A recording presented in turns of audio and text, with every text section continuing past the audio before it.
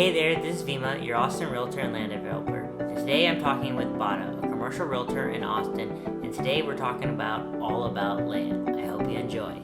Welcome to the show. Thank you. Yeah, I'm glad we finally got to make this happen. I know, it's been so crazy out there, and today it's raining. And it's an unusual day for weather, but generally Austin's been pretty good weather so far. Yes, Austin's been pretty good weather if you are not coming from California. Because they're all complaining about our weather. Yeah, Californians are coming over here, raising all our prices. Well, it's amazing because I was driving over here and I noticed all sorts of license plates, like Michigan, Oregon, Virginia. I'm like, wow, it's just everywhere. We're also becoming a much more international city as well, because technically our airport's an international airport. That's right. Mm-hmm. And we're getting more and more people from all over. Yeah, it is pretty interesting. I mean, we do deals now where, we don't even see the buyers. We have a Zoom meeting and they could be in a different state or even in a different country. I have yet to do anything like that where I have a Zoom meeting with a buyer. It's quite interesting. It's almost like you gotta have faith. Yeah, there's a lot of trust because in general with real estate, you have all these deals where they have these long like feasibility periods, and you're just gonna whatever happens. Yes, but in my world, our feasibility, because real estate has been so chaotic in the last couple of years, our feasibility period is actually really low now. We're doing anywhere from 15 to 30 days of feasibility, and that's unheard of. But that's also because I deal predominantly with farm and ranch, and land is such a big deal right now, and it's so hard to find. So when you find a good piece, obviously the buyer's going to come with their best foot forward at all times. Yeah. Well, speaking of which, I am curious about how you got into real estate, because most people just don't jump right into real estate. A lot of times they have like a previous path, and then they just kind of stumble upon real estate. Yeah. So for me, it's been quite interesting because throughout my corporate career, because I did work in corporate, I have a corporate background of 15 years of project management, and throughout the years, I've always wanted to go into real estate, but the biggest scare for me was diving into a consistent paycheck, or going from a consistent paycheck to 100% commission. It's a scary feeling. It is a really scary feeling, and for all your newbies out there, the new agents, you always should have a reserve savings of at least 8 months to a year. I would say at least 2 years, because you never know what's going to happen to you in real estate. But anyways, going back to your question, I was kind of jumping in and out of real estate off and on. I have family and friends that have, done real estate transactions, and I've been fortunate enough to just kind of seen what they've gone through. But I think what really did it for me was once I got towards the end of my project management time period, I knew I wanted to get out of corporate, and I was purchasing my home at the time, and the agent that was representing me, God love her, but she was not the greatest agent. And because I'm so anal and I'm really big on time management, I could have done a lot of the things that she did and more, because once I became an agent, I realized there was a lot of things that she didn't do as well as you'd like. Yeah, or like that there's a lot of mistakes or things that should have been done that I didn't find out till afterwards. So.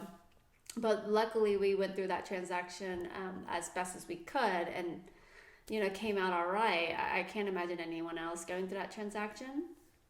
But also to add to that, funny thing is, going into real estate, I also knew I didn't want to do residential. So sorry for all the residential agents out there. I knew I wanted to go straight into farm and ranch and commercial. That is my love. So you never dabbled? You haven't done a single residential deal? I did. So when I was a brand new agent for about the first 8 months, you know how you go through the process of interviewing your brokers to see who you want to be with and all that kind of stuff. And there was a lot of naysayers out there. Brokers were basically telling me, you need to get into residential. That's the quickest way you're going to get your first commission if you don't want to starve. And so, obviously they scared me into it. Yeah, I get scared. Yeah, I was like, I better do this so I can get paid.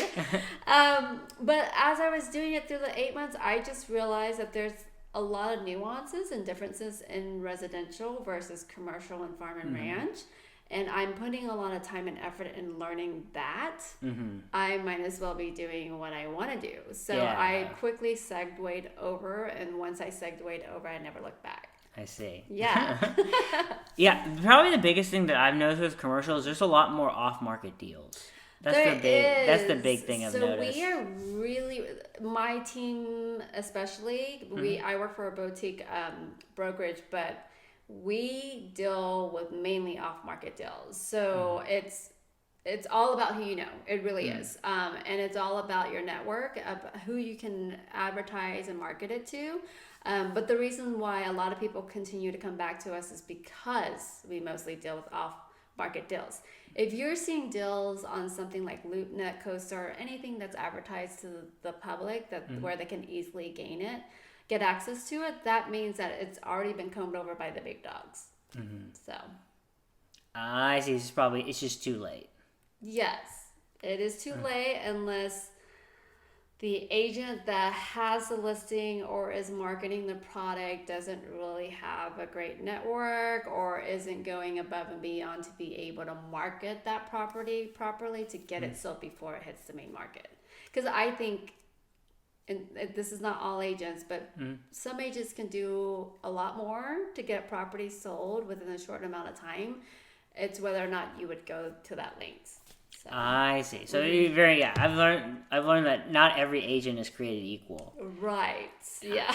I'm curious, like, what kind of strategies you're doing if you get a listing, how you go about marketing, because usually most of your stuff is off market. That's right. So most of my stuff is off market. I would say about half of our off market listings, our client specifically tells us, do not market it to the public.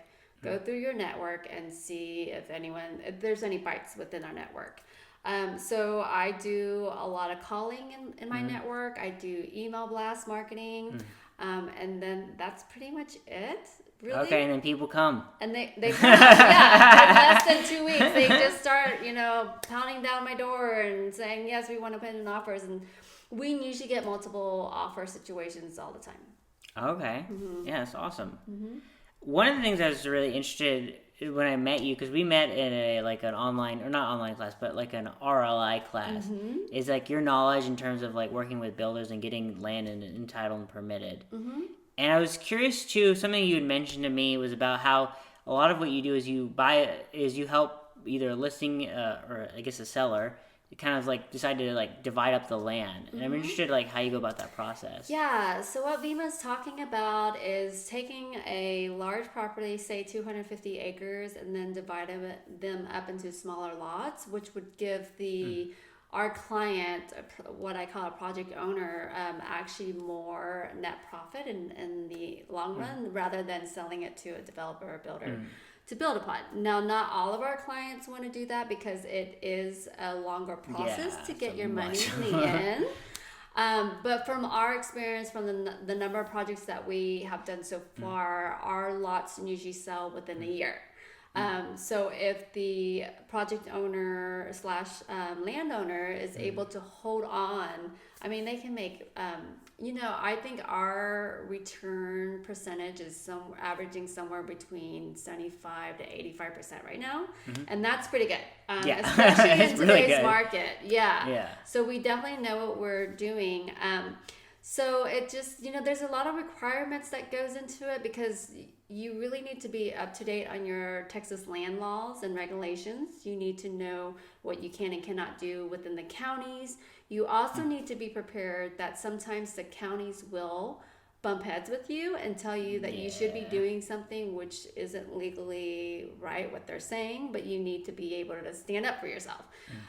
So all of that needs to be a part of your skill set. And if you don't have it, definitely get consultants that can help you with that, or if there's a mentor out there for you, specifically new agents, to go get a farm and ranch mentor or a commercial mentor that has the ability to know how to hold your hand through the process.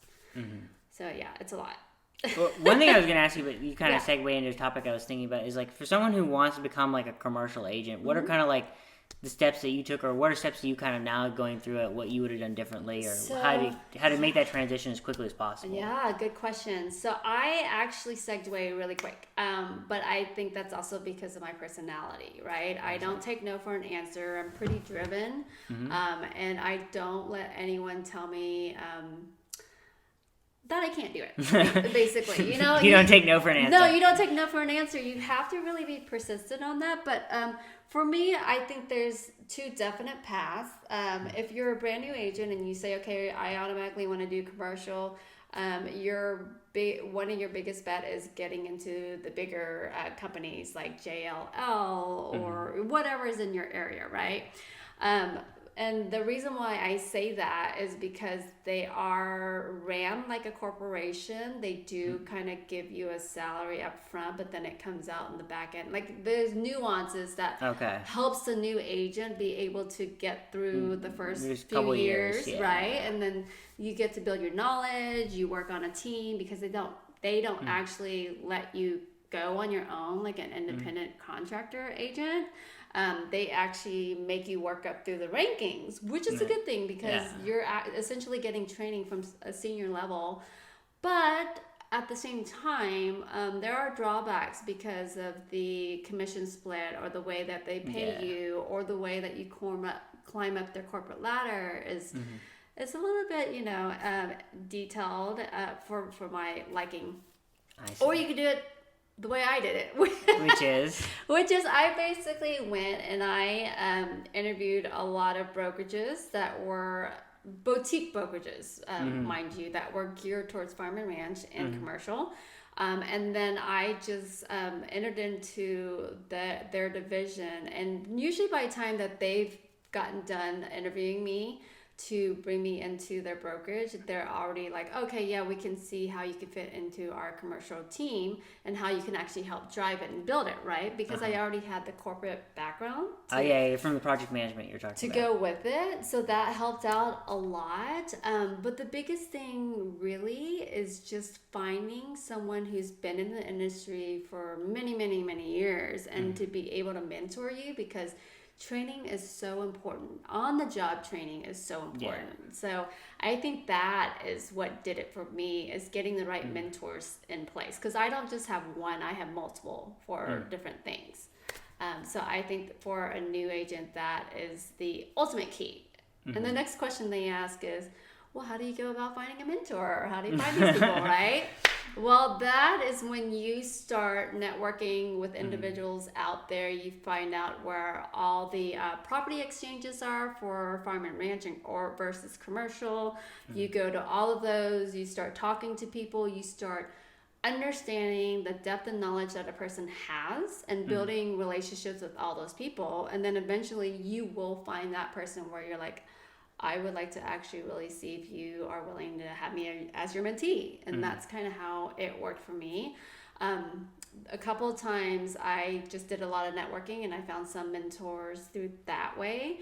And then other times, by chance, through transactions, I have found mentors. I see. You do a transaction with them and you realize, hey, this guy knows what he's doing. Or he or she. Amazing. Yeah.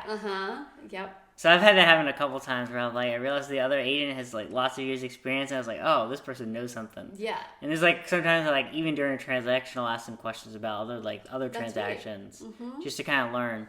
Yeah, and that's when you can tell that they are willing to share knowledge, is when you're asking them questions and you're not even on the same side or on the same team, and they're willing to share it with you. And I think that a lot of agents should go that way, because there's a lot of business out there that we don't really have to be ultra competitive with. Yeah, there's enough business that we can all eat. Yeah, exactly. And if you're helping one another, then that karma is just going to come back to you in a good way, I feel like a lot of agents are real secretive about the knowledge that they have, and they don't want to share with anyone because they feel like they'll be less. I have a feeling that people just feel like they'll become less valuable if they share that information. But here's the thing. And this is what I've learned over time, is when you feel that way, it may be because internally you feel that way about yourself. But if you're providing like the most absolute best service to your clients and you're having good relationships on the other side, they come back to you and they remember you because of that. Yeah. And that is like the most rewarding thing about my business is whenever the other side, the other agent says very complimentary things about me, or their clients say complimentary things, and I'm like, great, that's awesome. Let's get this deal done. I think it's really important that you have good especially in commercial, you have good relationships with all your other agents, because it's just a smaller field. Because residential, you may never work with that other agent on the other side again. But with commercial, there's a good chance you're going to work many more times. Right. Yep. So sometimes like deals are chosen based off like sometimes the agent plays a big factor in who it is. Absolutely. Yeah, it is a small world, guys. Don't burn bridges. For sure. So yeah, I definitely learned that. One of the things I'm kind of curious about is how you go about like analyzing land in terms of like determining the value, like things like shape or floodplain, or how do you go about that? So there's a lot of different factors, and it really depends on what type of land I'm looking for, right? But just to give a general idea, I mean, the first thing I think about is where is that piece of property located to the main highway, the main street, right? And then in what town is it located in? Is it a really growing, bustling town? Are there already major development that's there? Is it coming? Definitely knowing your areas in the Austin MSA is very important. But then also I look into utilities as well. Water and sewer, absolutely important, guys. Oh, yeah. Water more so than sewer for sure. Really? Yes, water more so than sewer, believe it or not, especially for the projects that I do. But on top of that, you also think about the competition. You know, like if you're a builder and you're going into a certain area and 15 other builders are already there, you're kind of like late to the game. Yeah. But if you're a builder and you're going into an area where you heard one or two major builders are coming, but if they're so secretive, you don't really know, then you're probably heading into the right market kind of thing. Or like if you're a client that, you know, takes a big property and then divides it up into lots, you really got to look at your surrounding or neighborhood to see, has it been done? How big are those lots, properties that are around it and stuff like that? When you're going into a market where it's like a lot of farms in the area, that is almost the most ideal because it's like it's untouched, right? I see. Yeah, so you want to be like the first person in there, but you also want to see if the county that you're working in is actually going to be developer friendly. Yeah. Because, you know, we have, well, I'm just going to say it. We have Burnett County, which is one of the most difficult counties to work with around our area. I mean, they have lawsuits pending just because they've been telling landowners what they can and cannot do on their property, and some of it is illegal from what they're saying. So, or you have Gerald and Williamson County, which is like one of the better places to work with. They're so easy, no matter what kind of development it is, as long as it's aesthetically pleasing and you are having really good communication with the city planner. I mean, they will just essentially let you do almost anything. So you really have to know the area. You have to know the public figures, and it depends on what kind of project. Yeah, a lot of times I think about those things too, as well as like the shape of the land, and like I mentioned, like how big it is, and then like I guess the configuration as well. Yeah, those all play such a huge factor, because something with a lot of road frontage versus less, there's like a big difference. And the another thing to think outside the box is you don't have to always just think of that project as the one piece of land. There's other tracks around it that could be contiguous. If you can actually open the communication with those property owners, sometimes you'd be surprised. They will join in on the project, so you never know. What do you mean by join in? Like, you mean in terms of like you try to like acquire the land next door? Or? So what I usually do is when I go out and we have a project somewhere, let's just again say it's a property where I'm splitting into lots, right? I already know my project is 250 acres, and I'm going to split that up into 10 or 11 plus acre lots.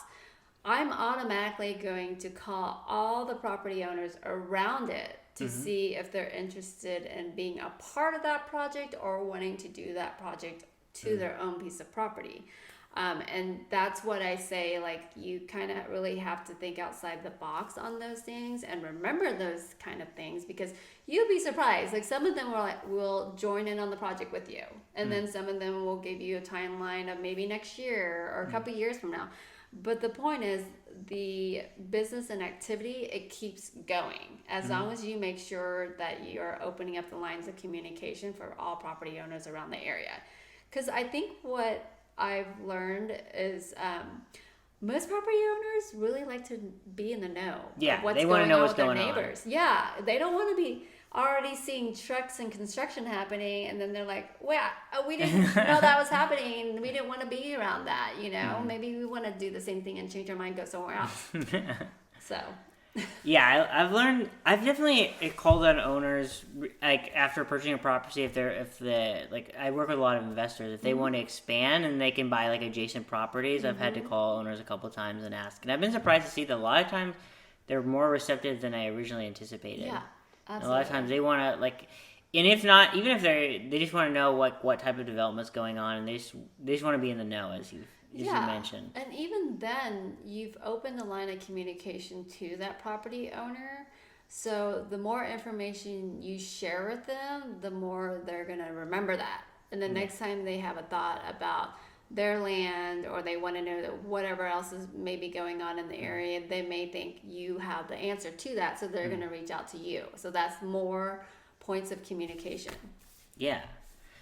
One of the things I'm curious about is what you think for the future holds in terms of the Austin market, or just like the greater Austin area, particularly for commercial, like if like prices are going to go up or down, or what do you think is going to happen next? Yeah, so that's the biggest thing that everybody's asking. One of the major things that we found out pretty recently is that the Biden administration is not going to change a 1031.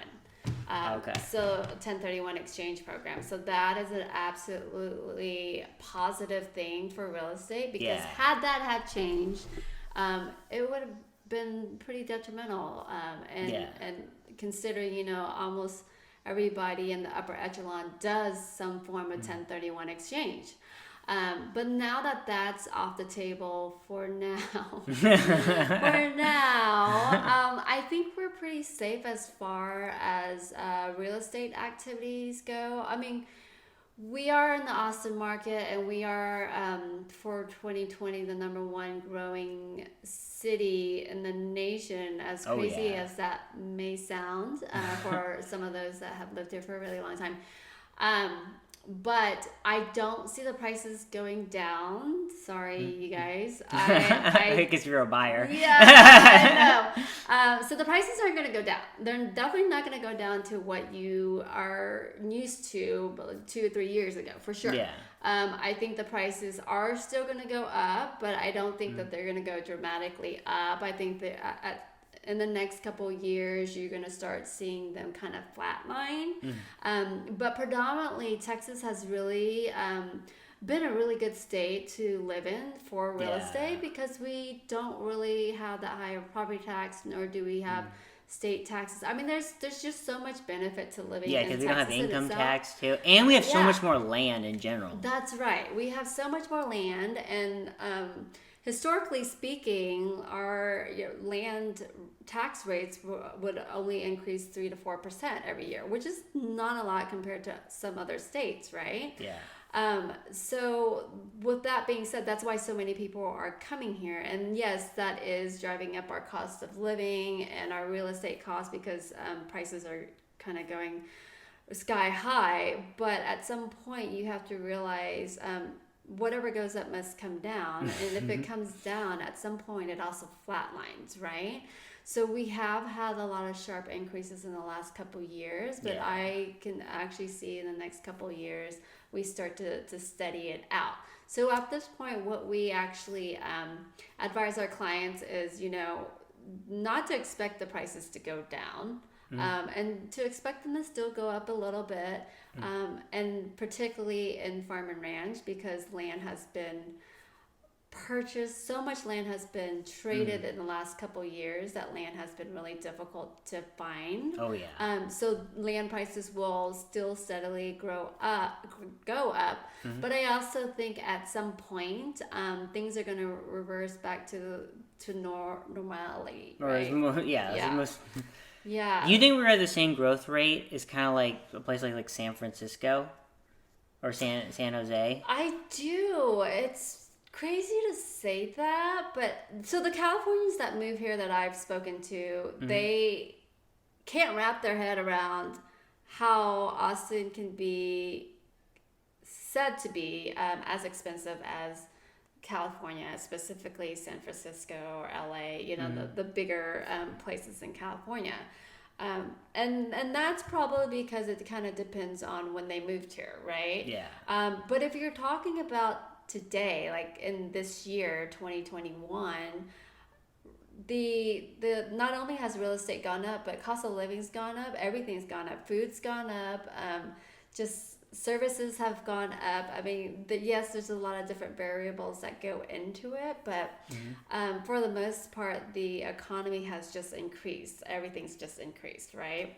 And I actually had an argument with one of my friends from LA the other day, and she's like, "How can Austin be that expensive?" And I'm like, "Girl."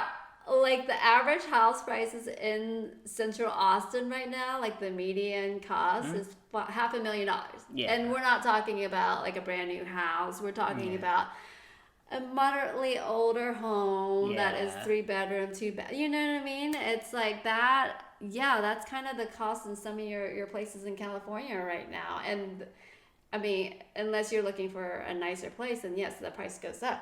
Yeah. But she just like, she couldn't fathom it. And I'm like, but I also think people can't fathom it because it's in the details. Not a lot of people know the details of Austin particularly. They are just reading what they see in the news or what they've been told, but not actually going and pulling the data themselves, which is what a lot of us agents are doing or should be doing, right? We should be pulling data and knowing our economy and how our real estate market is actually going. Okay. Yeah. Yeah, I have a good feeling too that it's that's just the way things are heading. Yeah. We've been in a bubble for a long time, Texas. Yeah, it's only growing. Yeah, and all these big major companies like Tesla is coming here, and then a lot of like headquarters are expanding, like Samsung and Apple. Yeah.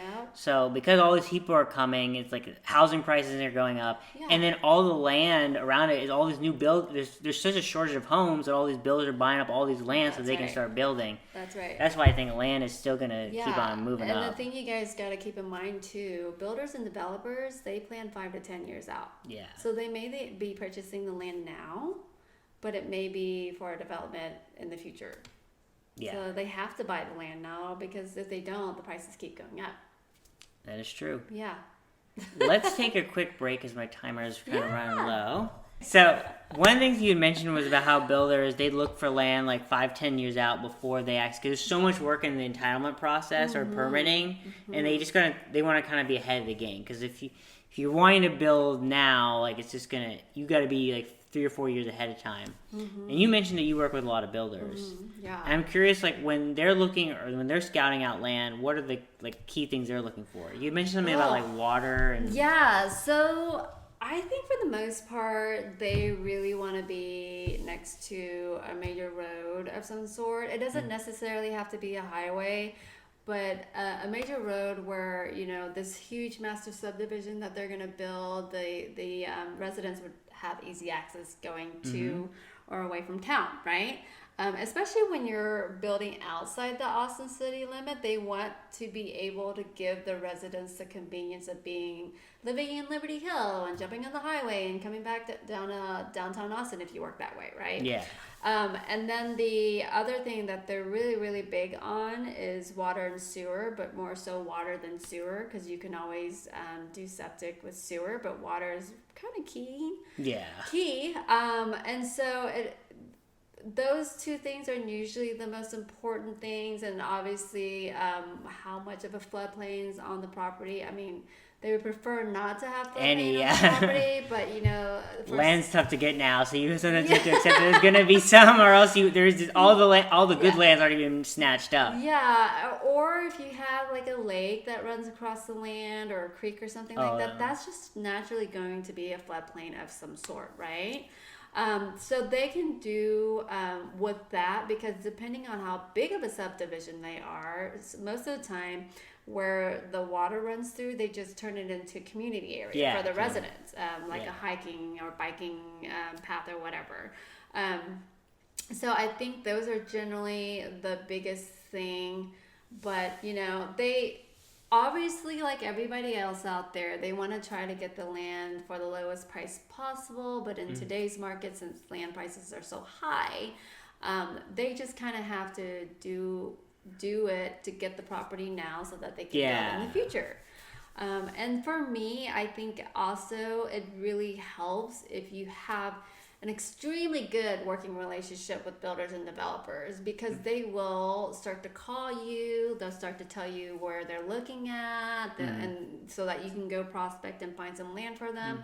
I mean, I have builders where, you know, I talk on a monthly basis so that we know where each other's at. And especially since I work with a lot of off-market deals, that actually helps the communication going, but also having a continuing communication with your network in general. You know where their head is at, you know where their future is, so you can actually go and prospect that. And although you're an independent contractor, if you're finding yourself writing more transaction contracts with certain builders, you're pretty much their go-to group of people. Yeah, they don't just use one person. That's it's pretty rare.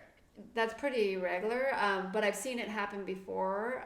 But at the same time, you got to think about, they've got to cast their net as wide as possible, and not all agents work in that many different areas, because the further or the bigger the area that you cover, you may not be an expert like some people, right? Yeah.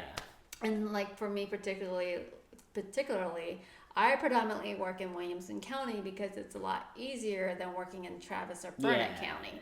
Now, that's not to say that I cannot work in those places, because I can, but I won't be an expert like I should be. I see. Yeah, I've learned that a lot of builders, they're just trying to find like the best deal for land. Whoever brings it to them will kind of get the deal. Yeah. And I think, over a while, if you do consistently, then you become kind of like their main person. But I've learned that whoever brings the deal is kind of like, that's key at the end of the day, because that's the only way they make money. That's right. That is the only way they make money. That's why they don't just use one agent. They use a handful of agents that they trust. Yeah. And they have a good relationship with. Yeah, I've learned a lot of times, like with the builders, they have like set if like after like getting all their set requirements, then I can kind of start sending them, this is something that you could be interested in, kind of figure out what their parameters are. Yeah. One thing you mentioned that was interesting is that you work kind of in like a team. You have like a team of like 3 or 4 people. I'm curious, like, how does that dynamic work, and what are like kind of like responsibilities for each of you guys? So our team is different from bigger groups, teams, and brokerages in that we don't pigeonhole you into a specific role. You know, like in residential, they have like a listing agent or a buyer's agent, whatever else they have. We don't have that. We basically do everything ourselves. The difference within each team member is how we came, what background we came from into real estate. That's really what it is, because that experience from that person helps, you know, a part of the transaction. And for the most part, we all work as a team. Like there's rarely times where we have a transaction where just one of us is on it. On average, most of our transactions have at least 2 people on it. Yeah. Because, you know, the more heads you have. Plus, you want to bounce ideas off each other. That's on, like, right. How to approach a sale or a buy, or like you just have unusual scenarios, and it's nice to have like a sounding board. Absolutely, yeah. And what we've also come to realize as we're working in this group for the last couple of years at least, is that there are some aspects with each team member that actually does really well with either me or somebody else.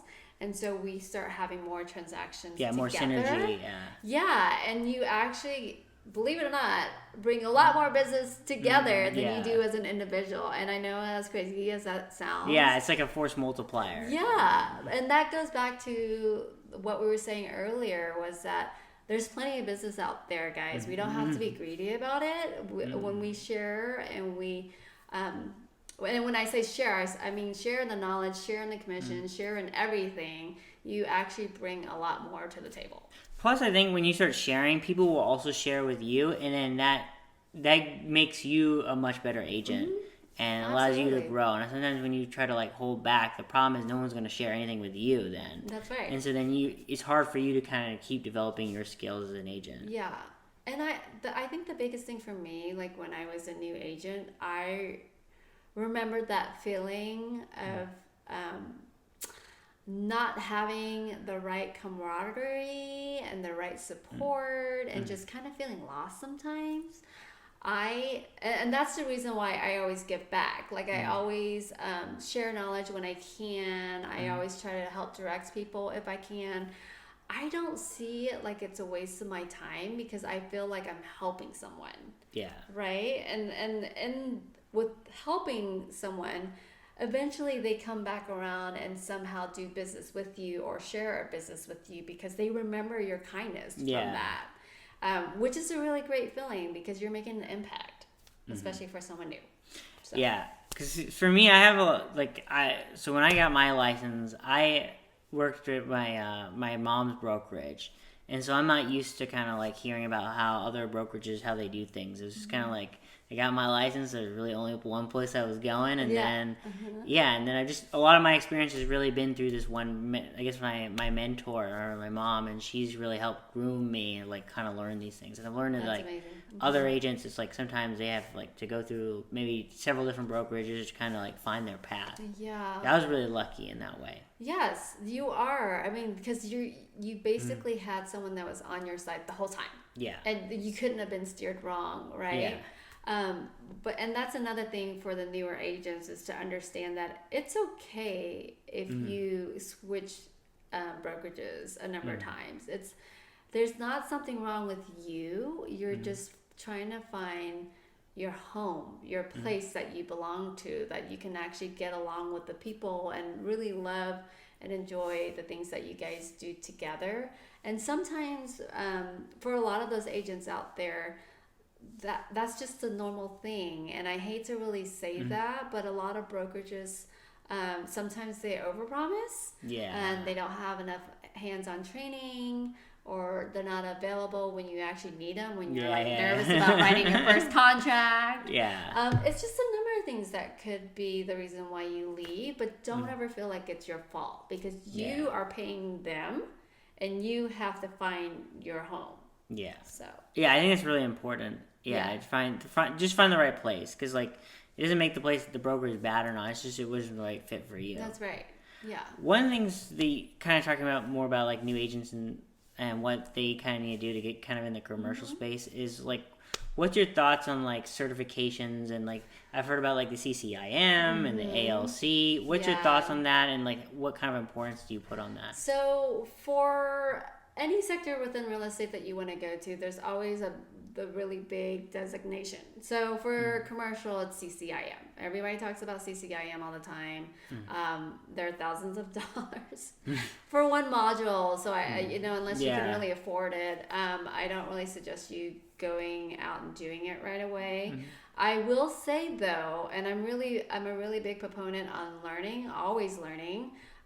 They do give you a really good foundation. If you knew absolutely nothing, you had no mentor, you didn't have a good brokerage person that you're with, that would still help you taking those kind of courses.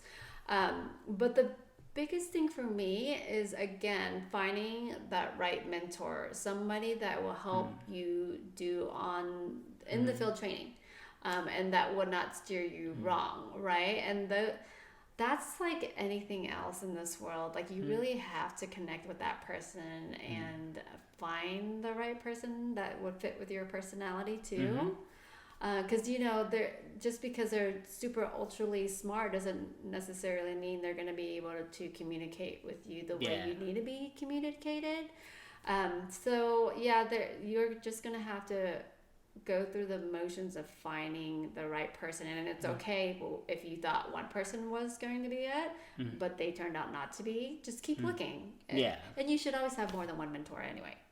I think that's true. Like, you should have like 3 or 4 mentors, even if they're like virtual mentors, like people that like you see online that have success in like a different arena or a similar arena, but someone you can't get in contact with. A lot of times, cause I have a lot of like small like virtual mentors that like do something in a completely different field, and like I gain a lot of like knowledge from how they're approaching things. Yeah, absolutely, and it helps, right? Because it always helps something within your real estate cycle. Yeah, and especially being as an agent or just being any type of owning your own business, you have to kind of continue to find different ways to like improve or learn, or else you're just gonna.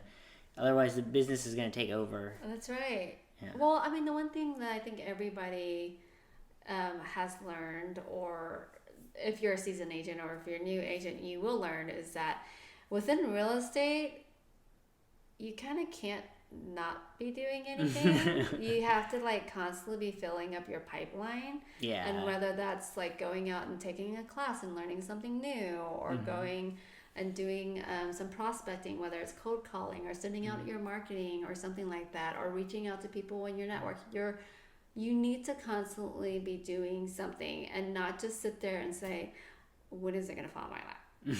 Because if you're sitting there and none of the transactions are coming and you're not doing anything to help bring it, then there's a problem. I've learned that I've had to like plan out like at least 3 to 6 months in advance. So like, if I have transactions coming up, especially for commercial, like commercial transactions generally take so much longer. Yeah. For me, that's like on average, it's like 4 to 8 months for my commercial deals to go through. So right now I'm focusing really more about next year's plans. Because all the money for this year's kind of been made, and I'm now worried about next year and what kind of steps I need to be taking so that when 6 months from now I'll have deals closed then. That's right. Yeah. That's why it's so important to plan out, fill your pipeline, because you never know when a deal falls through or gets extended and it becomes longer to closing, which means when you get your paid commission. Yeah. But definitely, like you never know. I mean, and that is also a downside for farm and ranch and commercial is that they do take longer than residential to close. But the positive thing is, you can do one transaction and that covers 4 or 5 residential. Yeah, exactly. Same amount of work, but make a little bit more. Yeah. That's the big reason I made a big push to commercials. It's like you're doing almost the same amount of work, but you can make quite a bit more if Right. But it is harder in the sense that like you have to gain someone's trust, and it's a much larger deal. And with commercials, there's more knobs that you got to maneuver, more terms you have to negotiate other than just sales price. That's right. There's so many more aspects to it. Yeah, and I will say, like, if you are already a residential agent and you're, looking to get into farm and ranch or commercial, or if such a deal just falls in your lap, really ask yourself if you're mentally there and ready to take on a completely different feel from residential, because I've dealt with enough residential agents is what we call them. Residential agents who try to be commercial. That's funny. But we've all dealt with them enough where we're like, oh wow, this can go really bad because they didn't know what they were doing, or they didn't have a broker that was holding their hand through the process, or whatever the case may be. It's never. You should refer it. Because if you're uncomfortable with the process and there's no one to really teach you through all of the nuances of it, then you would rather get a referral fee than not get anything at all, right? Because I've seen commercial agents that would get almost to the very end and something happened and the deal just falls apart and they're just devastated because of all that time that was spent. On trying to learn and be up to par with the other side, right? Yeah. So just know what your capabilities are if you really want to go that way. But I'm also not saying don't do it. Yeah, just be prepared. Yeah, be prepared. Have the right support system around you to get you through it. Because you don't want to screw up and then not really get yourself in trouble. Yeah, I mean that's why we have E&O insurance. Just in case. Yeah. Well, haven't yet had to call upon that yet, but hopefully never will. That's right. Yeah, it's insurance just in case. But you know, and with that being said, I do know agents that don't have E&O insurance.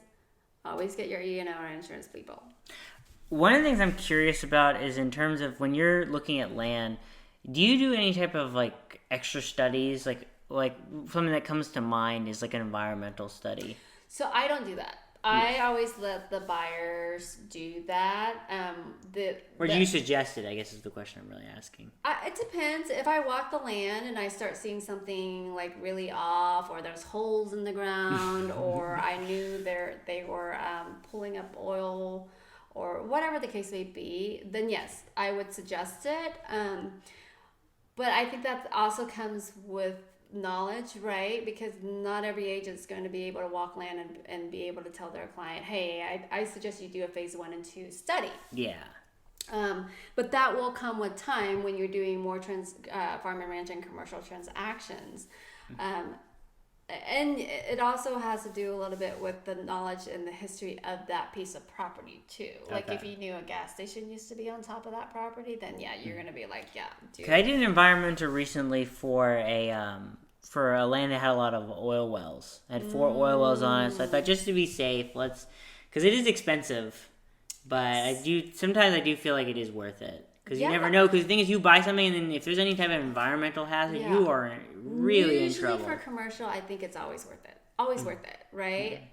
But like back to your original question, what is the length that I go to do a study or brush up on my property? I usually find out about utilities. I find out about the floodplain, the contours, which is the different heights of the land. If they're topography. Yes, the topography. I deliver all of that to my possible buyer network. And then if there's anything else that they require, they'll usually ask of me. But generally, I put that all into a brochure. And that's enough for them to give to their team and just start doing their research and background and then to see how much they want to offer on the piece of property. As an agent, I would never suggest to ever do any type of extensive surveys or reports, because that really is a development process. I see. And you as an agent is more of an advisor, a liaison, than somebody who's within the development side. Now, it's different if you're actually part of the development group and you're also the buyer, right? If you're getting a percentage of the net profits, then you're part of the development group. Then you feel more comfortable doing that. Because a lot of what I do is like also as a realtor, some of the people that I work investors with, we form an LLC or an LP of some kind and do some. So I do a little bit of like development work. That's great. And dabble. That's great. That's a lot more than some people. So that's what I wasn't sure if you had if you're like, this is a good advice, like maybe like doing a geotech study or other types of studies. I mean that would be my extent. I don't know enough. I'm not a structural engineer or like a civil engineer to kind of give that kind of advice. Like you have to do this kind of thing. Yes, and you touched on a very important thing. If there's anything that you guys don't know when you're talking to a client, whether it's a buyer or seller, tell them you don't know. Yeah. It's okay. It's an okay answer to say. Tell them you don't know. I can see if I can find out the answer, and then I'll come back to you. But don't say an absolute. Yeah. Blah blah blah blah. Whatever. That's where you get yourself in trouble, and that's when your E&O insurance is called upon. Yeah. So, and that's for me. That also, as a new agent, was really hard for me to do because I didn't want to feel like I didn't know. No, because you want to come across as like you know what you're doing. Yes. And it always made me feel nervous to say I don't know the answer to that question. Yes. But I've learned that's perfectly fine. It is. It is perfectly fine. Yeah. So. Yeah. job. We'll probably start wrapping things up, but Okay. I want to have people know a little bit more about you Yeah. yourself. So I have kind of some questions just to kind of learn, so people can learn more about you. Okay. So right now, since we're in the kind of the pandemic, you're probably doing a lot more online shopping as of late, potentially. Me or my network? We'll say you. Oh yes. Yeah. I'm curious, what is one of the favorite $100 purchases or less that you have made for yourself versus for somebody else? Oh, God. To be quite honest, I'm not good about shopping for myself. Mm-hmm. I'm a lot better for shopping for other people. So I'm curious if you've gifted to somebody else. So $100 or less? Yeah. That's a little difficult. Or is there anything that comes to mind that you remember? It doesn't have to be necessarily $100 or less.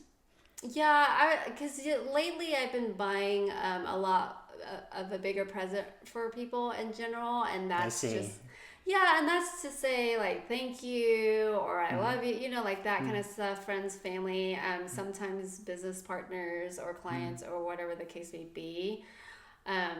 But I guess if I had to like think of $100 or less thing, it would usually be like an edible thing of some sort. Something, right? okay. Yeah, because people love to eat. You ever seen those like edible like fruits arrangements? Yeah, those can can get pretty pricey. They can be, Yeah. but they do look amazing. They do. Have you had one? They're so good. I've had someone gift that to me before. Yeah, and we had to eat it really fast before they all I got had back. no problem doing that. I'm curious too if like if are you much of a book reader? No, unfortunately, I'm not. I know that's sad. Okay, I'll switch questions to like when you think of successful, what kind of comes to mind, or is any a particular person that might come to mind? I think that a lot of different people come to mind. I mean, the typical like Warren Buffett, Bill Gates, Jeff Bezos. Those people are successful not in the monetary value because of how much they're worth, but because of the amount of knowledge that they have within themselves and within the circle that they have surrounding them. And the amount of different types of businesses they've been able to create, which in turn employs a lot of people across the world. So that, to me, being rich is really who you surround yourself with, how you treat a stranger on the street, your knowledge. I mean, what do you do with all of that? How do you treat humanity? That's my biggest thing of how you're rich as a person. Yeah, I think that's really important to like not only because making a lot of money is important, but also kind of being around the right people and just having like good mindset is really important. Yeah, absolutely. What so another like kind of a few more rapid fire questions before we end things. What is there any misconceptions that people have about you? Oh my gosh. Yes. So I used to have the nickname Pitbull. I like the story already. When I was doing project management, and that was mainly because of the way my management style was. It was very rigid, on point. There wasn't a lot of gray areas that you can work with, but that also was dependent on the industry that I was in, because for the most part I worked with a lot of male counterparts, and not only male counterparts, but usually a lot more senior in age than I am. So I had to come with a very big persona and have to like put my feet down. Yeah, put your stamp down. Yes, I had to be 1,000% sure of what I was saying at all times. So I think that just went through my whole career up until this point. It's actually also helped me in farm and ranch and commercial, believe it or not, excuse me. But I think because I give off that perception that people always feel like, oh, she's always going to be a tough person. Like, when is she going to have the soft side and personal side? But when you're dealing with me in a business transaction, it's really hard to get personal and soft sometimes. I mean, some of my builders do see the softer side of me, but that's because over time we've had so much constant communication, right? So yeah, I think that would be the biggest one. Yeah, because just kind of being around you, you seems like someone that like does all our research ahead of time. So like when I'm around you, I feel like I need to be on. I need to know all my details inside and out, or else you're gonna question me. It's like you don't know what he doesn't know what he's talking about. That's probably what happened. Yeah, so I could see people I could see how that name could come, how people could call you that. They know that if they're not thinking straight, you'll catch them. Yes, pretty quickly. But we'll wrap up there. So if people want to get in contact with you and work with you, what are kind of like the best ways for them to reach out to you? Well, I am a big phone person. I always say call me. I'll do text, but I'm not a big texting person, and I will do email. But again, when we're as busy as we are in today's real estate world, I'm usually not sitting in front of my laptop or in a computer or something like that. So by phone is always the most important way. So I'm going to make sure to include that in the notes so that people can give your contact information, so that if somebody wants to reach out to you to work with you, then they can. Yeah. And I think that's it. So that's it, guys, and we'll have more videos coming to you soon. Bye. Bye. That's it. Yay.